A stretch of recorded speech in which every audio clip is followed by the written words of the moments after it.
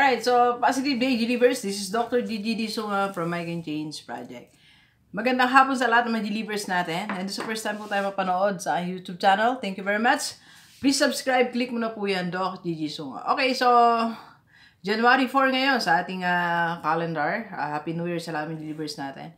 Doon sa mga gustong mag-start ng bago nilang negosyo or new business o first time magdi-negosyo ngayon 2019. So, alam ko madaming may gusto ngayon, di ba? Nangangarap, di ba? Na magkaroon ng business. So, meron lang tayo sa advice, alright? So, sa lahat ng mga gustong simulan ng kanilang mga negosyo, lalo ngayon 2019, what a great opportunity to start your own business. Napakadaming ideas na nagkalat sa paligid natin, sa social media, sa mga kausap natin, nababalitaan natin, and even tayo mismo, di ba? We have our, what you call, sabi nga, ay creative juices natin na lumalabas. Gusto natin magkaroon ng bagong gagawin ngayong 2019. So, isa lang advice ko, whatever business you want to start right now, okay? This 2019, you just jump in, okay? So, you just start. Simulan mo lang, okay? So, wag na tayong maghintay na marami pang mga requirements. Wag na hintayin na umabot ng ganito ang puhunan natin. Wag na hintayin na umabot ng ganito yung ating mga followers sa Facebook. Wag na natin hintayin na magmura ang mga raw materials o bumaba ang presyo ng mga bagay sa paligid natin. O wag na natin hintayin na maging ready tayo emotionally and everything. So, wala na tayo dapat hintayin. Ang dapat mo na lang gawin ngayon ay just start, okay? Just jump in, alright? So, kung ano man naisip mo na gawing negosyo ngayon, just start. Simulan mo na lang, okay? So, bakit Doc G? Basta na start? Yes. Hindi man siya ganun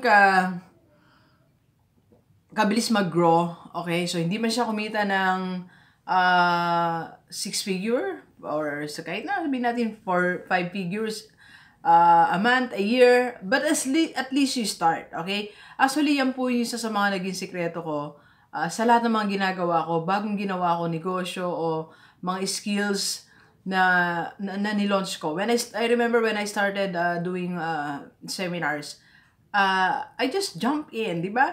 Alam nyo kagad ang una kong ginawa, nagpa-pray ako sa pastor namin. Sabi ko, pastor, pag-pray mo ako, gusto kong maging speaker sa mga seminars. Then, second na ginawa ko, nagpagawa ko ng, tawag dito, poster, mga topics na gusto ko. Then, pinost ko sa FB ko. So, then that's the start. Okay? So, hindi ko nga alam kung, paano ba, di ba? Marami akong di alam when I started as speaker. Marami po akong di alam. Pero, kasi nandun na yung desire ko eh. Sabi ko, I want to do this. Gusto ko may bagong gawin and I want to share yung gusto kong sinishare, yung gusto kong mga attitude, yung gusto kong mga mindset. Gusto kong i-share sa maraming tao. Okay? And that's exactly what I did when I started my YouTube channel.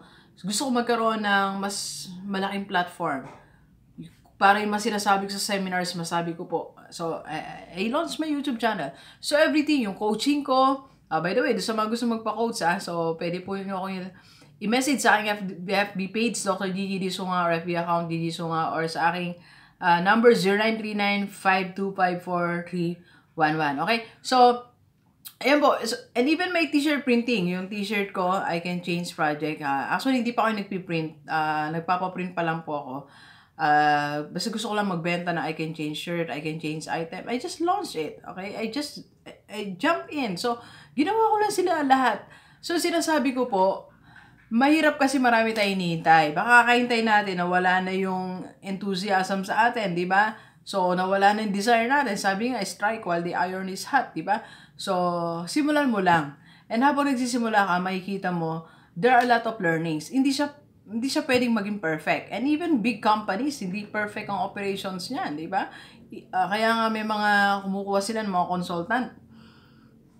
And even me, na-hire nila ako, big companies, for training of their people, tinatrain kung, how to increase their sales, paano ba yung tamang, paipag-usap sa mga fellow workers, and leadership seminars. So, kasi nga, hindi naman perfect lahat ng business na sisimulan mo, okay? So, hindi mo malalaman kung paano mo i-improve yan unless simulan mo siya.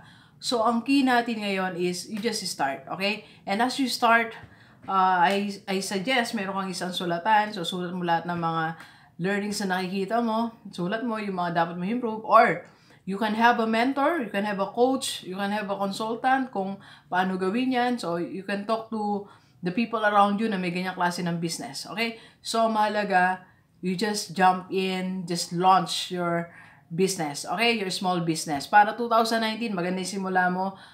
Simulan mo na agad. Huwag na tayong maghintay ng marami pang requirements. Okay? So, please share this video sa lahat ng mga kaibigan natin na gusto mag-start ng business para sama-sama tayong mabago o tumunlad ang ating buhay. Alright, so thank you very much, Delivers. Enjoy the rest of the day and let's go, let's go!